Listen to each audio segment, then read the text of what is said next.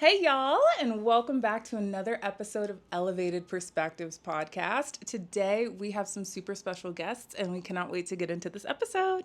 All right, so we have Mark and Namanda here. Am I saying it right, Namanda? Okay, so I just want to have them introduce ourselves. We are sitting in beautiful Mexico City, and this is actually our first conversation. So I'm interested to learn about y'all's story, what you're doing here in CDMX, and what brought y'all here, what inspired you to come, and then we'll just get into it. So yeah, if you guys can introduce yourself. I'm Namanda. I'm a software engineer and vocal coach, DJ now too, and and I also run an event page here called the Move_CDMX, and we not only post events that are often geared towards Black people, but we also put on our own events or collaborate with people on events too. Amazing. And excuse me, I'm enjoying some agua mineral here. But my name is Mark. I'm an entrepreneur and also a comedy writer.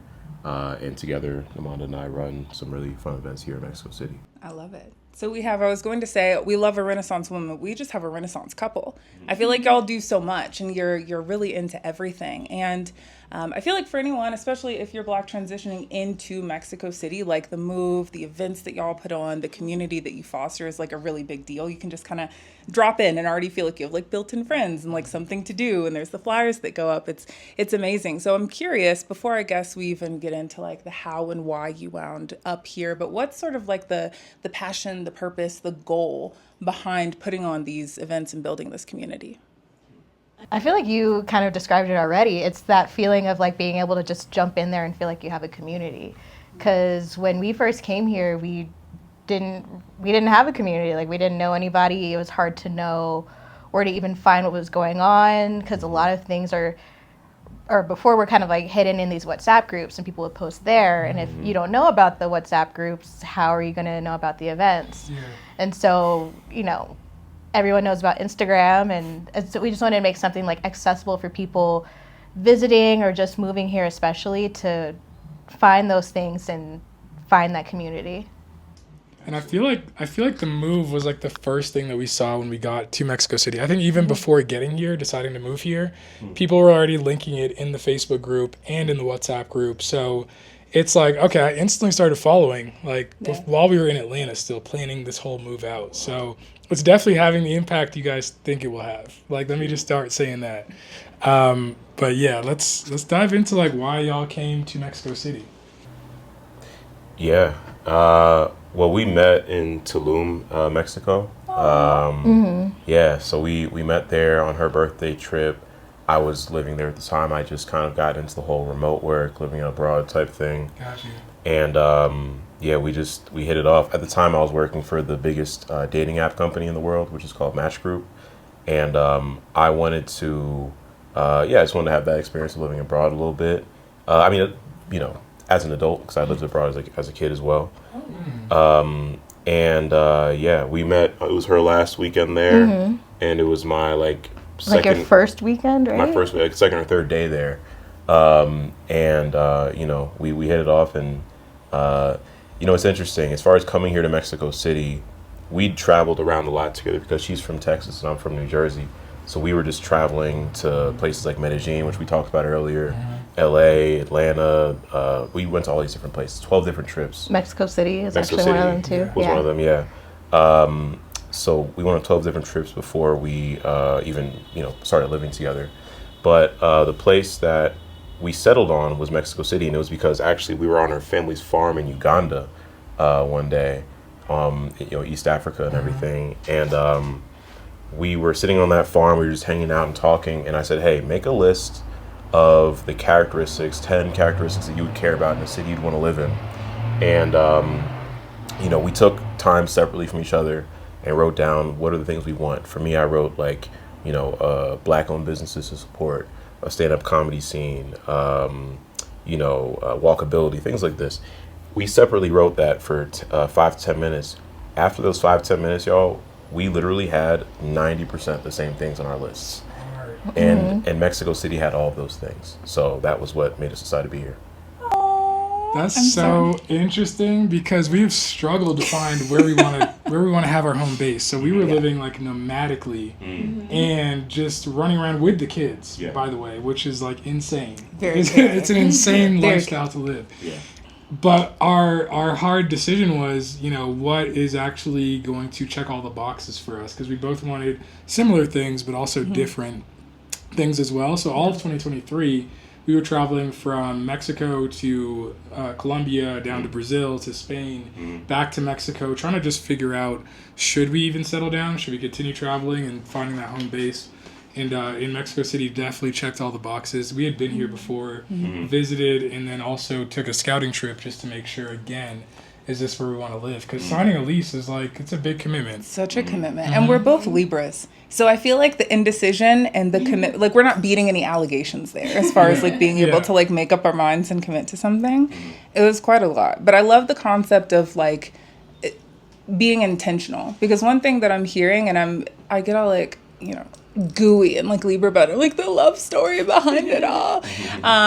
But one thing that I think I hear woven into that is this notion of being intentional. You're living apart, you're intentionally coming together, you're intentionally making time for each other, you're intentionally, sitting down and saying okay, if we're going to continue forward, we have to make sure that we're really aligned here. I'm curious what some of those things on your list, so I know you mentioned the comedy scene of Black-owned businesses, what did the list sort of look like? And now that you're here, I guess part 2 to that, which things on the list have you found to be more or less important? Did the importance of what was on the list actually stack up to what you thought when you sat down and originally put it together? I need to remember what it even had on my list, but I know for me, just proximity to nature is something that's important to me, and as well as walkability. Coming from Texas, that's not really a thing. You have to have a car to get around, and I knew that I just want to be somewhere, and after traveling, being able to just walk to the grocery stores is something that I really enjoy doing, and then also just somewhere where we can build a community. I remember just diversity was important for me, even if it wasn't just just Black people, but if at least we can be somewhere, and obviously we're still in Mexico, so there will be times we'll be the only Black people, but we're somewhere where it's that there might be at least 1 or 2 other Black people here, or at least someone of some other race that are around, and things like that were important to me. I think what you mean by that is feeling appreciated as a Black person, right? Even if whether it's if there's Black people around or not, there's difference between being tolerated versus being appreciated. You want to be appreciated, not just tolerated. So. I don't want to be othered in a space. Well, you said a lot with spending time on your family's farm in Uganda. So your family is from Africa. You both have visited, and I want to talk about diversity because that's one thing. Leaving Atlanta to come abroad, it's less we want to see Black people, but we also just want to see travelers. We want to see other ethnic groups. So I talked about before starting, we lived in Guadalajara. We were there for about 8 months, and it lacked so much diversity, which no fault to them. It's just not a city people go to visit. No one's really heard of Guadalajara, second largest city in Mexico, but it just lacked that diversity. And what it felt like for us was we were othered. And everywhere we go, it's just you're the only Black person there. People are kind of just staring because they've never really seen Black people before. And it's not a great feeling, obviously. So what has your experience been like just living in Mexico, period, as a Black person? And why choose it over somewhere where Black people are, Africa? Because people ask us all the time, why not just... Why aren't you in Africa? Why don't you go to Senegal? And it's it's complicated. There's a lot of shots you have to get to move from country to country, and it's expensive. It's not close. These are big. That's a whole other rant for a whole other time. But speak on it. Curious. Have you seen the paperwork? The U.S. is right there, Mexico's right here. It's baby steps, for us at least. So what do y'all think about just diversity and feeling accepted here, or in Mexico in general? Yeah, I mean, I actually would like to live in Africa, unlike them. Just kidding. Yeah, just kidding about that. Yeah, no, it's all good. But I would like to live there. It'll be nice. But as far as diversity, I think our notion of diversity being Americans or Canadians in your case, like, is different from, or it's very nuanced when you think about a place like Mexico, right? Where the majority of the population is indigenous Mexican, right? And, you know, at the end of the day, they're what, Latinos, we would call them in the United States. But the entire country is that. So in and of itself, I think it already is diverse, in a sense. But yeah, I guess it just kind of goes back to that notion of, you know, feeling appreciated no matter where you go. Because yeah, if you're getting stared at and people are giving you a hard time, or they're talking to you any kind of way, that you don't want to deal with that. I'll be honest in saying that we haven't really had any negative experiences here. You know, and we're people here who do something that has us in the public, you know, to a certain extent. Yeah. So the fact that that's all the case, and we still, you know, we are showing love as far as the people who we meet here. I think that speaks to the fact that, you know, the Mexican people have been incredible hosts to all of us who are coming here. We're in their city at the end of the day. We're in their country, right? Of course. And they've been so welcoming to us. I really can't complain at all, but Yeah. what do you think? I mean, I think also the perk of being in Mexico City versus like Guadalajara or somewhere more regional is it is an international city, and people are getting more used to seeing Black people in a way.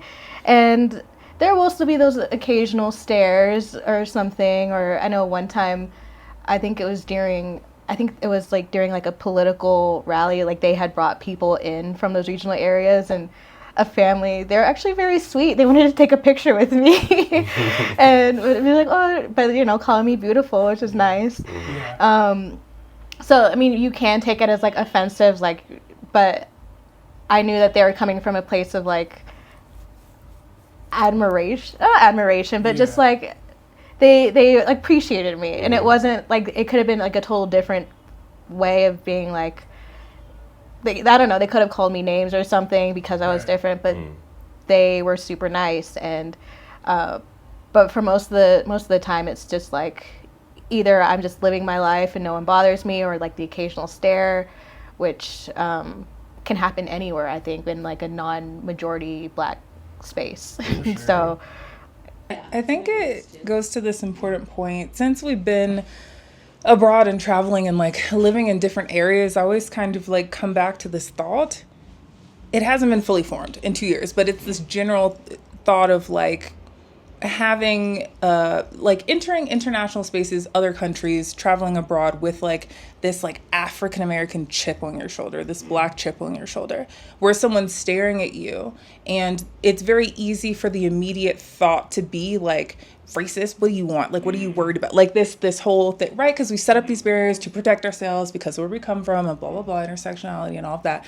But I think there's something really beautiful about traveling and being forced into that space of like, it's almost like a dissonance where it's like, I can tell that they're nice. I can tell that they're curious. I can tell that like these things, but there's something in me that's still just like, why are you staring at me? Why are you worried? What do you think? What are you going to do with that picture? Are you going to put a monkey emoji next to it on your private? Like there's this whole thing. And so I'm curious if there's anything in your time abroad, whether it's traveling or living here in Mexico City specifically, where you've had to sort of do some unpacking related to your Black identity and how like you have to like sit in your own Blackness, but like being Black abroad is different than being Black in these States. I'm sure being Black in Uganda is different than being Black. Being Black in Toronto is different. You know what I mean? It's different everywhere.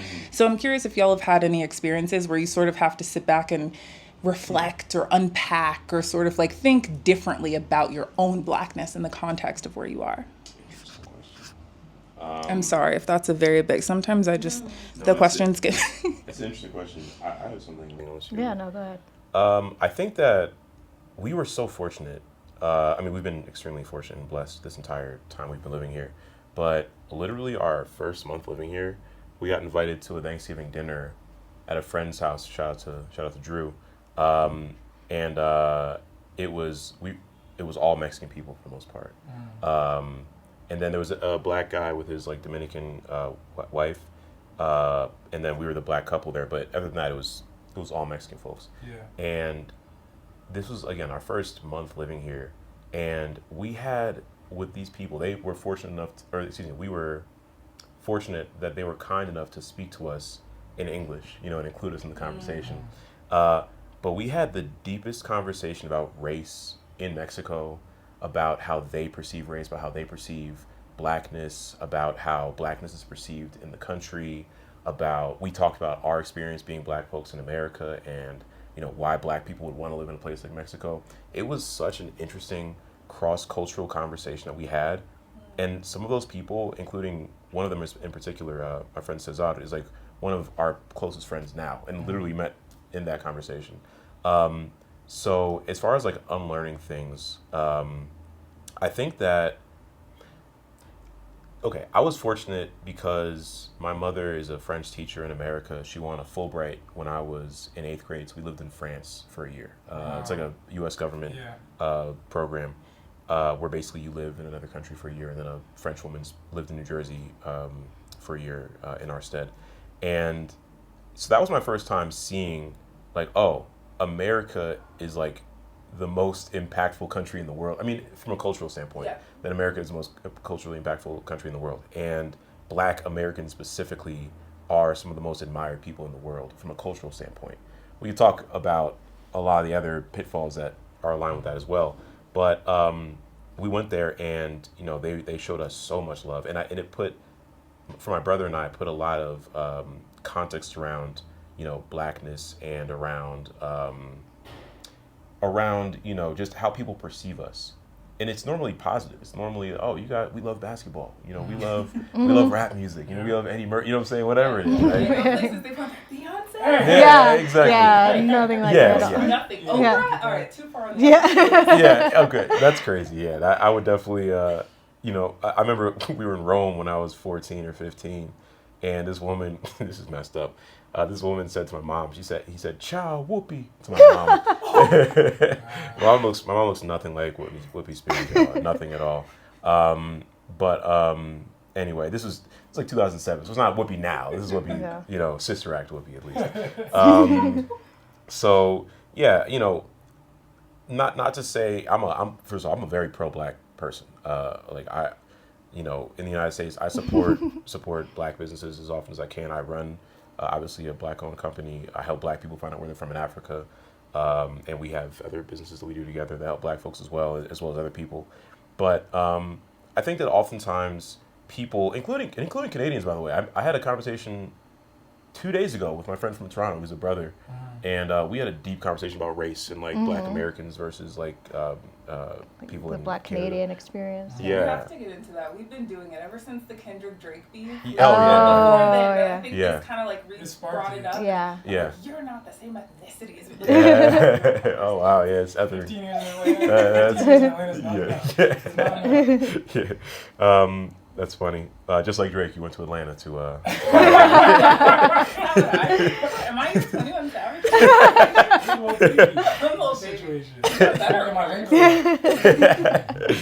But yeah, all of our. The point is, I think all of our experiences are nuanced. It's important to learn about other people's experience, to ask questions, to be curious, and not to judge. And not make people feel othered either.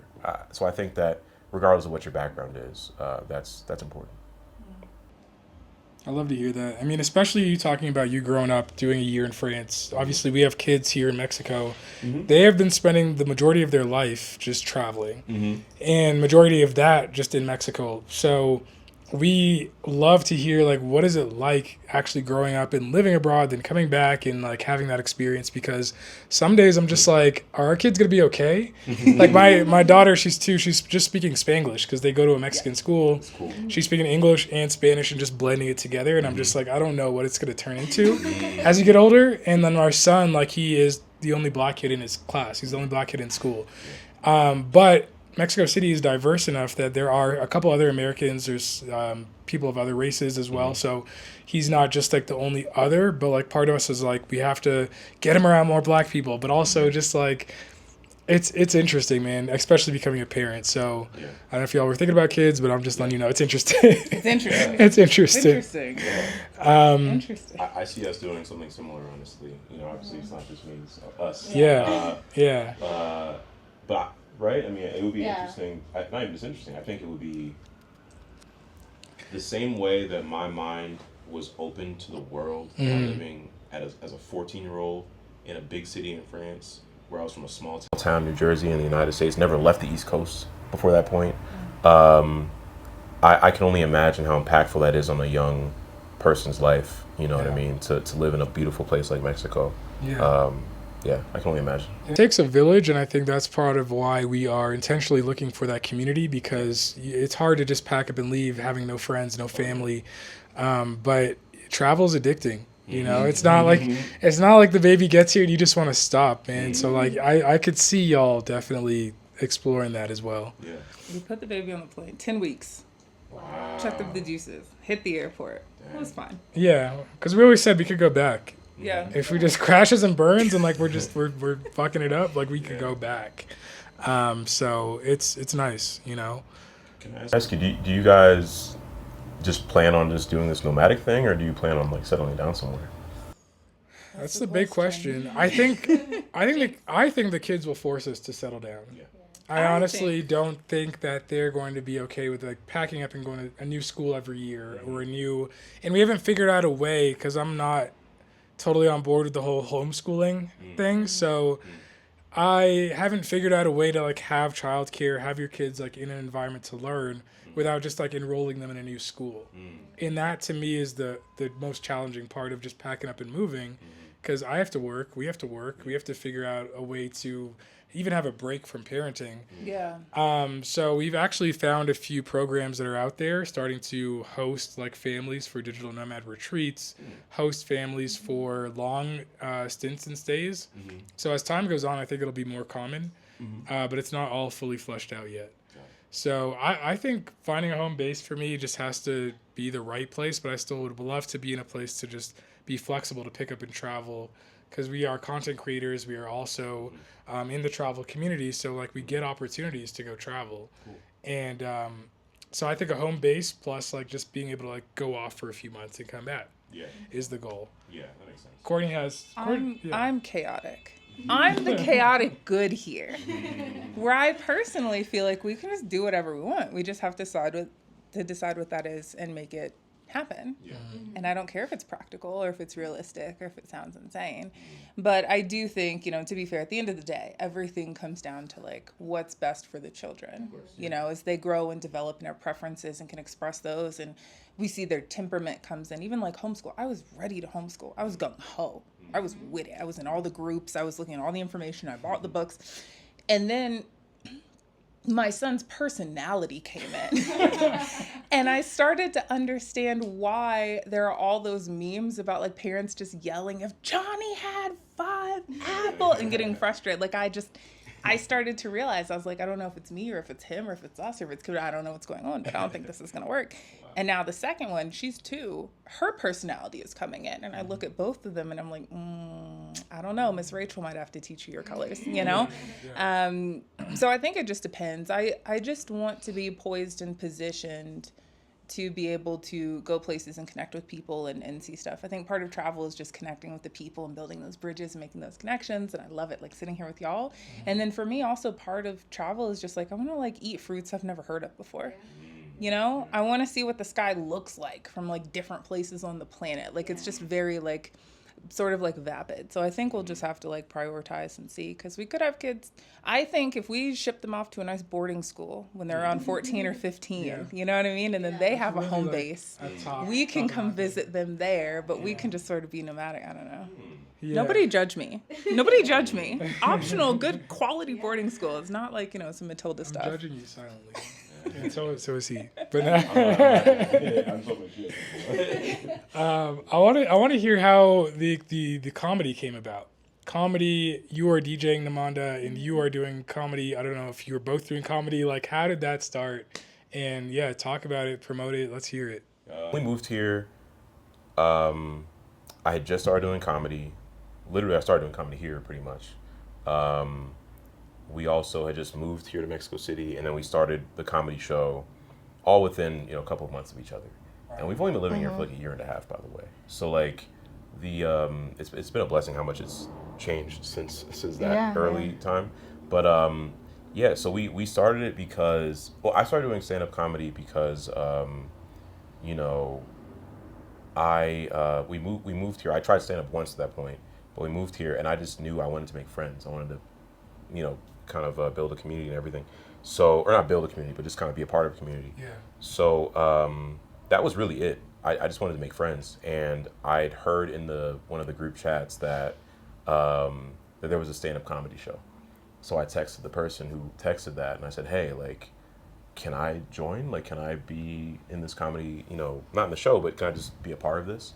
And he told me there was an open mic. So I went there, and, you know, shout out to Martin Leon and Mariana. They basically run the English comedy scene here in Mexico City. So I started doing stand-up comedy there. She would come along. Some shows were good. Some shows were, you know. But I was at everyone. She was at all of them, yeah. And, you know, a very supportive partner. And, you know, I was starting to do stand-up and, you know, bombed the first time. Second time I had people laughing. And the thing that was interesting to me, though, was I thought, as I got put on a couple of more shows, I started to realize that, you know, what made me initially interested in Mexico City, in addition to all the other characteristics we talked about, was the party called Diaspora, which is an amazing party. Shout out to Q, and in Diaspora in general. And like that party is like so much fun. It reminded me of New York City. It reminded me of where I lived in New York before I moved here. And it reminded me of like the parties in Brooklyn called Everyday People. And so you're familiar with Everyday People? Yeah. Okay, love that.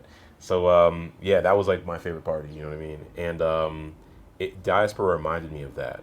So wasn't it like the first place that you're like, oh, there's black people there's here, black people. right? That's why I realized there's black people in Yeah. Mexico City. Yeah. That was when we were just visiting Mexico City. But I essentially I thought, you know, there's black folks here. There's this diaspora crowd, but this crowd is not coming to the comedy shows, right? And so what I decided to do was, let's create a comedy show for that crowd, not just for black people, but just for cool people, for people. Because I went. Yeah. It was everybody. 'Cause Everybody. You had Mexican comedians. You Yeah. had that British guy. That was Yes. the night I went. That was an interesting show. yeah. That was an interesting show. That was an interesting show. The girl from New York killed it. Lauren, Lauren, yep, yeah, she's yeah. great. So yeah, I could talk about the comedy. It's called the Comedy Kickback. I could talk about it all day. But to fast forward a little bit, there are cool people that go to Mariana and Martin's show as well. I just meant like, I said cool people meaning I wanted to have people like black folks and people who are kind of into black culture. That's what I really Because a lot of your jokes were like black. Yes, yeah, exactly. like black jokes. That's a good point. Yeah. My jokes, yeah. I was the person on the lineups that was doing like the, you know, when you're in the hood and da da da da, and everyone's like, "What are you talking about, man?" Yeah. And it's kind of like we gone to like a Dave Chappelle show in Atlanta, and like the crowd is always surprisingly so non-black, and so some of the jokes I'm like, wait, you're laughing way too hard. You're laughing way too hard right now. But I get it. I'm like, and it actually goes to show like there could be two. There could be like there's already a comedy show here when you got here. It's interesting to say like you weren't afraid to like go start another one. But yeah, I can finish the thought a bit on that. But like, the important thing is that the folks who had been doing those comedy shows collaborated with us because we wouldn't be able to do it without them. True. Like our first show we ever did, it wasn't even called the Comedy Kickback. It was we didn't have a name. we started them in our apartment. I forgot to say Yeah. that part. So we started doing them in our living room. Yeah, it was We my would do- birthday party It's actually. our birthday party. And Yeah. to like put a little twist on the barbecue potluck we were doing, we were like, let's do a comedy show. Yep. And So people your really birthday enjoy it. is just like pivotal in y'all's relationship. Very much so. Yeah, actually, that's a good point. That's a good point. I'm not gonna go down the astrology. Yeah, level, no. but I'm curious. Wait, I'm a Capricorn. you're a Cap? Yeah. And he's a Taurus. You're a So Taurus? earth signs. Huh. Yeah. I'm a Taurus. Leo rising though. Oh, really? Yeah, Do you that's know right. your- Okay. I won't do it. I won't do it after. Yeah. I know my big three though. Yeah. Because since you started not only the Comedy Kickback, but you're also with CDMX The Move, are you guys like promoting the other events, or do you guys also help plan those events too? Both. Yeah. Both. Yeah, it depends. A lot of it's just like promoting other people's events, but there will be times where people will reach out to like collaborate, often just to kind of like help prioritize theirs, but then also sometimes it is a collab, like a proper collab too. Y'all are in God's work. Hey, thank you for saying that. I received that, my brother. And How does it feel? I mean, how is the experience just connecting with the local owners of these establishments to host those events there? Because now the Comedy Kickback was, I went to, it was like a bar in Juarez, and then I've gone to a party at Wallace Whiskey Bar. So how has it been just being like, hey, we want to like throw an event here at this space, or talking to them to collab with the local community? So our with our comedy show, I think that would be the best thing to answer that question, is speak to that experience. We started in our apartment, but then like it got really big, like on our third show. It was like 15 people the first one, 10 people the second one. Third one, the black community learned about it, and it was like 60 people in the apartment. People do it. Yeah, exactly. It just randomly came out. Like that was when we first started calling it the Comedy Kickback. Also, Yeah, that's when we had a name and everything. yeah, and then from there we've sold out every single show for over a year. You know what I mean? And we've outgrown like 2 venues already. So yeah, we started off in our apartment, outgrew that, and then we. So as far as dealing with venues, we were fortunate that shout out to Tiara Black Cocina.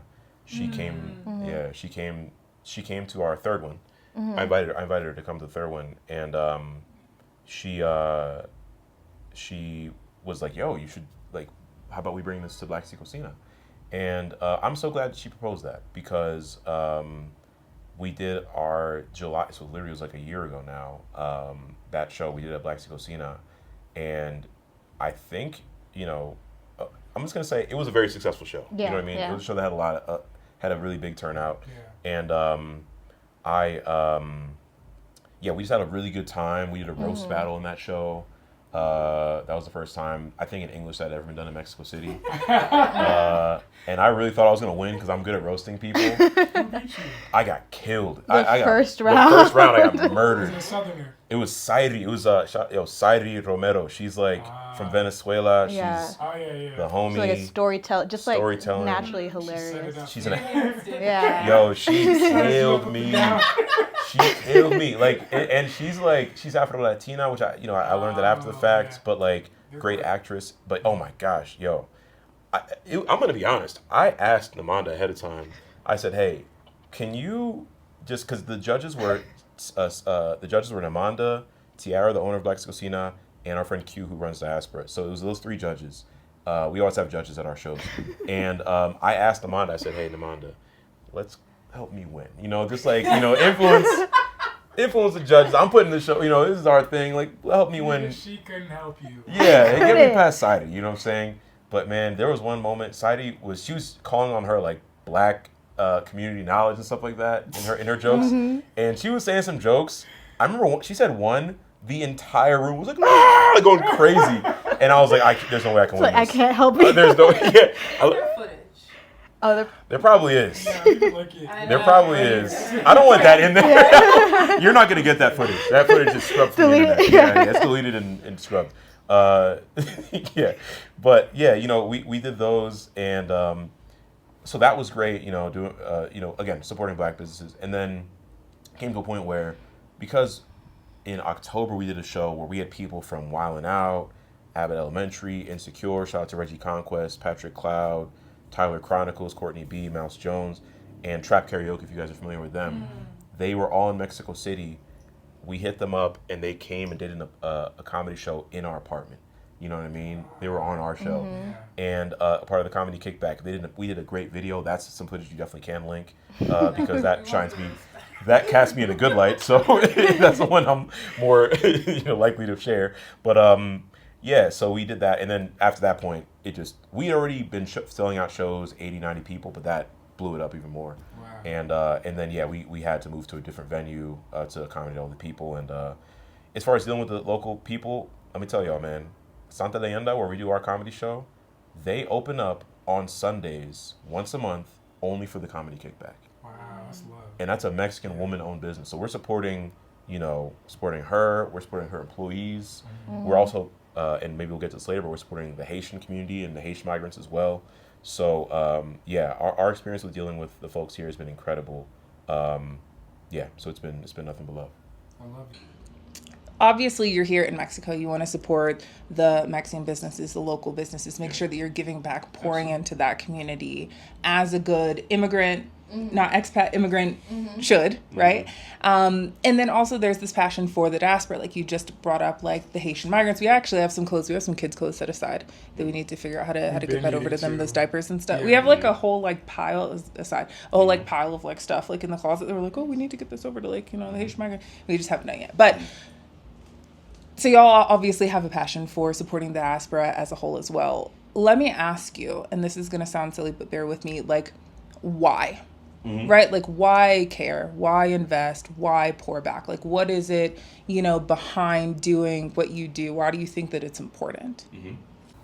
Like being here, we don't want to be gentrifiers, you know. We want to make sure that, like, when we are here, that we are actively supporting the community that we're in, which obviously includes the Mexican community and as a whole a Black community, because we are part of those communities. And so, you know, we try to like shop locally and things like that. And a few months ago, we teamed up with one of the comedians who is a teacher at a school in the Estado de Mexico, and we turned that comedy show. That was kind of our first like charity comedy show, and we basically raised money for scholarships for some of his students. And in May, he invited us to their graduation ceremony to give them their scholarships, and that was kind of, I feel like, part of what helped solidify like we are on the right path of things. And then like helping the Haitian migrants as well, which I'm sure Mark can speak more to. Yes, talk to us about the Haitian migrants, because this is a big thing. And I feel like a lot of people who are maybe outside of like Mexico City or other places in like Latin America aren't really tuned into what's going on. There's this whole thing, there's like, you know, humanitarian crisis in Haiti and what's going on in Haiti, and there's that general knowledge. But as far as like the actual people, the communities, why they're here, how they got here, and what they need, talk to us a little bit about that. Yeah, absolutely. I mean, first thing I'll say is we're doing a GoFundMe right now because 90 of them have been displaced from the park they were living in. All of them were displaced. Yeah. Sorry. All of them were displaced, but 90 of them are living under one roof, like 2 bedrooms or something like this. And they have to pay an exorbitant amount of money per month that they're being charged for rent. They're being taken advantage of, in my opinion. The link for that will be in the description for this episode. Please, pase atención, pay attention, and give what you can, when you can, where you can. Absolutely, thank you. So yeah, we're basically, you know, giving to them right now just to help them keep a roof over their heads. But the backstory is, and I'm not going to even tell you that I know the full backstory, but what I do know is this is a group of people. Haitian people are a people who have one of the most beautiful histories in the world, especially if you're talking about liberation and you're talking about self-determination. I've always had, I'm not Haitian at all, but I've always had so much respect for Haitian history. I love Haitian food, you know what I mean? I've just always, I love that. I love pickles. Tasso Kabui is my favorite thing, you know what I'm saying? But so I've just always kind of held them in high regard. But earlier this year, actually, again, I keep bringing up Q, but my friend Q, he and I got breakfast together, and he said, "Hey, do you know that there's Haitians living in a park around the corner from here?" I said, "I had no idea." So he took me over there, and I speak French, so I was able to communicate with them. And I saw them there, and it's like hundreds, like 400 people were living there. They're just living in this park, and you know, I was confused because I'm like, what are they doing here? You know, what's this about, right? It was a couple of weeks later, maybe a month later, that we helped organize, or we helped kind of promote an event to just donate more to them. Right. And that was an instance where there was a bigger community of us as foreigners hanging out with these Haitians, and we were there for 2 hours, and that's when we started asking ourselves the question, you know, why are they in Mexico City, right? Why are they living in a park? What brought them here? And you know, it's really deep, and it's really sad. But what we decided to do from there, what I decided to do, because I'm a screenwriter, as I just told you guys, is we made a series of short documentaries, 90-second documentaries, where we asked them in Creole, and I would not be possible without my friend Fabinson, who is Haitian, who was, I mean, I don't want to say his whole backstory, but he's a very interesting backstory. But he's there like every day. Yeah, you know? he does so much for them. Like, it will take their clothes, wash it for them, bring it back, help them find jobs, get them food. Yeah, and we, because we do the comedy show, people know that we help the Haitians. But I gotta shout out Fabinson because he does. We support him. You know, that's really what I would say. We support him in what he does. Anyway, yeah. So we made these videos where we allowed them in their own language to share their story about why they came here to Mexico. These are people who had to cross the Darien Gap to get here.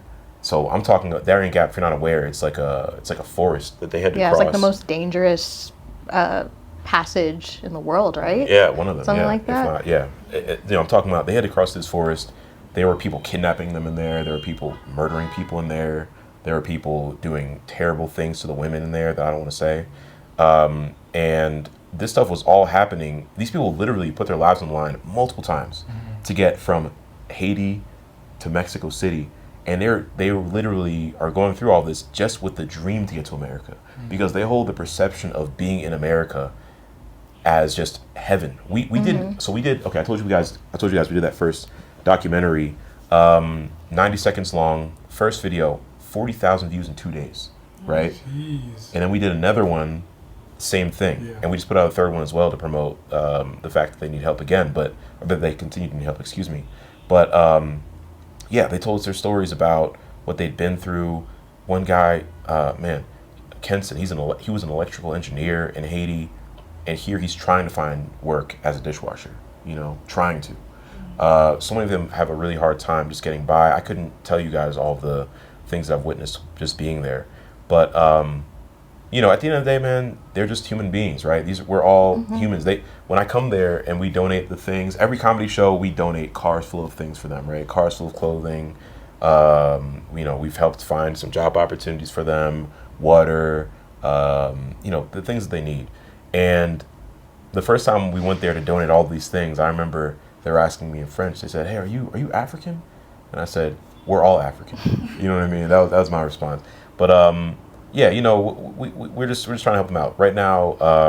So here's what happened. Early June, they'd all been living in the park.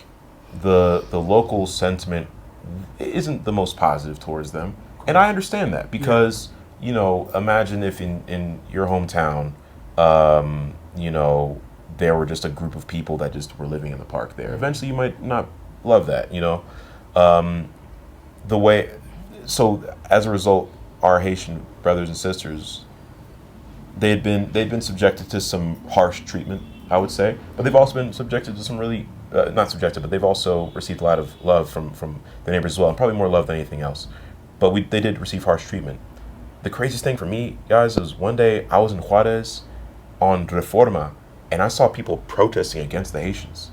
They had signs saying "La calle no es albergue," you know, literally saying, you know, the street, the parks, get out of our streets, get out of our parks. We need to get these people out of here, right? Yeah. And ultimately on June, I think it was June 6th, early June, it happened. The police came with garbage trucks, with buses, and they kicked everybody out of that park. And that park right now is fenced up and closed up.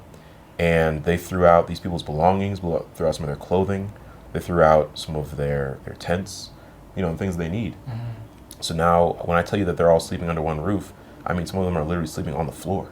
They don't have mattresses or covers, right? So the GoFundMe that we're doing, in large part, is to help them with that. And y'all, this is not my career. I don't come from a humanitarian aid background. Neither of us do. But we just saw that there was a problem, and we just believe that we have to help the people who are in need. Yeah. And that's what we've been doing this year with the comedy show. That makes sense. I mean, you don't have to come from a humanitarian background. Like, we are all human, like you said. And like you said, we're all African. When we look at each other, it's just like, you could be my cousin, my brother, my sibling. Like, I think that with multiple genocides currently happening in the world, we all ask ourselves, like, we're so helpless, what can we do? It's all the way on the other side of the world. But when you actually look up what's happening in front of you and helping people who are trying to flee like a dangerous situation in Haiti to take all the work that they're doing to come here and trying to get to the American dream, it's like it's so much wrapped up in it because, like you said, I understand where the people in Mexico are also coming from, where they have limited resources. We're currently in a water crisis. Like, a lot of them don't have it like that either. So it's a lot. It's a lot there. But doing those small parts, what could we donate? What could we do to help them just get from out of this specific situation and on to the next one? But there's a lot there. I think the other thing that's interesting too, and this is a little random, but like having family that fled the Dominican Republic for similar reasons, right? I think it's interesting. You think about like how lighter Dominicans treat darker Dominicans and how those Dominicans treat Haitians, and then the Haitians come to Mexico and how certain Mexicans are treating Haitians the same way that like in the US, like so many people treat like the Mexicans. It's just really interesting because it's like we're all connected and it's really just the same or something similar happening like over and over and over again in different places with like, you know, slightly different contexts and nuances and histories to it. But I really love what you said, babe, because it is that thing of like, no matter where you are, someone needs help near you. Like, you may not be able to do anything about what's happening, you know, across the world or in a completely different country, but there's always something you can do right in front of you.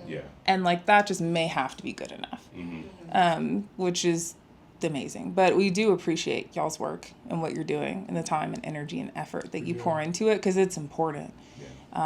It's really important. And anyway. So what we have to plug. So we're building a product together, actually. Just like we built the comedy show together, we're building it's a product together. It's called What's It Worth.xyz, but it's basically it's an app for people who shop online a lot, and it basically will use AI to look at the product that you're interested in buying and see how much it actually costs to make it, and then maybe help you make a decision on, do you actually want to go through and purchase this or not? So that's what we're building right now. Exciting. I do too. Don't make the corporations mad. Right? Cut your theft. You don't need that 3,000% profit on this product. Exactly. Yeah, exactly. And then also when it comes to the resale market, you told me this morning, talk about that. You know, like on like Depop or the Real Real or something, people will post something asking for like $500 when it was a shirt that they got from Goodwill for $5, you know?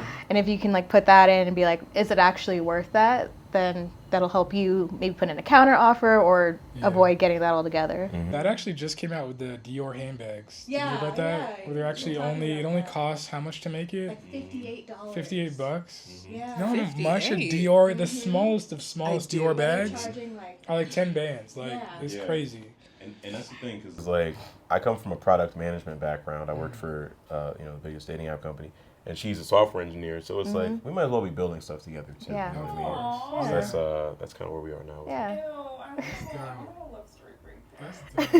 Maybe in part 2. Yeah, part two. Yeah. Part 2, or we're just hanging out. Yeah, that's We'll just do that. that works too. Okay, so, and linking with you guys has been amazing. Like, I loved having y'all on the show. Is there anything else you want us to plug or talk through before? If anyone's planning to visit or move to Mexico City, you can follow the move_CDMX on Instagram. And I'm like just now starting to build out the TikTok as well, so you can look for it there too.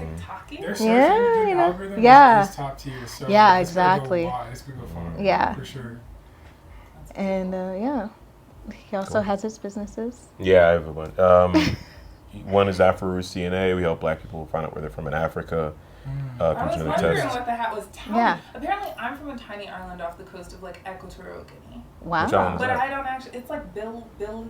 Because what did you use? What was the app you used? It wasn't Ancestry. It's like the African ancestry. And for African Ancestry. Yeah. But I'm like, what an obscure island. Mm-hmm. Can it be right? I feel like I have to go and see if they look. Yeah. This has been dope. We'll definitely have to do it again. And thank y'all so much for taking time Right. out of your day and your very busy schedules to hang out with us. We appreciate it. And also, when are you free to double date? Hit us up. Okay. I know. We're the ones with kids. Like, we're I know, like, when are you free? I'm these never. kidless people can chill whenever y'all can be anywhere any day of the week. Like, It's true. yeah. When the kids are in school, that's our time. That's our time to shine. But yeah, well, Oh man, I'm sorry. I forgot. Here's one thing I forgot to say. That's like cool about Yeah. the comedy show. So we started it in our living room. Next month, we're doing it in Soho House, Mexico City. Yeah. Yeah. I'll be there. one Yeah. is a solo member. Oh, love it. okay, yeah, we'll have to We'll see go. you there. Yeah, you definitely come I'll be through. plus one. Okay, nice. Yeah. I'll be there. Plus, What is Yeah. it? It's gonna be August 6th, and we're She'll very see it on excited. the app in a It'll be couple on the app, weeks. Yeah. We'll find a way. Like, I've been to one of the comedy shows. You have to go because it's hilarious. It is really fun. And people that are coming to visit Mexico City or planning to move to Mexico City, follow the move, get in the WhatsApp groups. We're going to link all that information in the description below. But yeah, thank y'all so much for your time today. Thank you guys. Thank you. And we'll see y'all next time. Bye.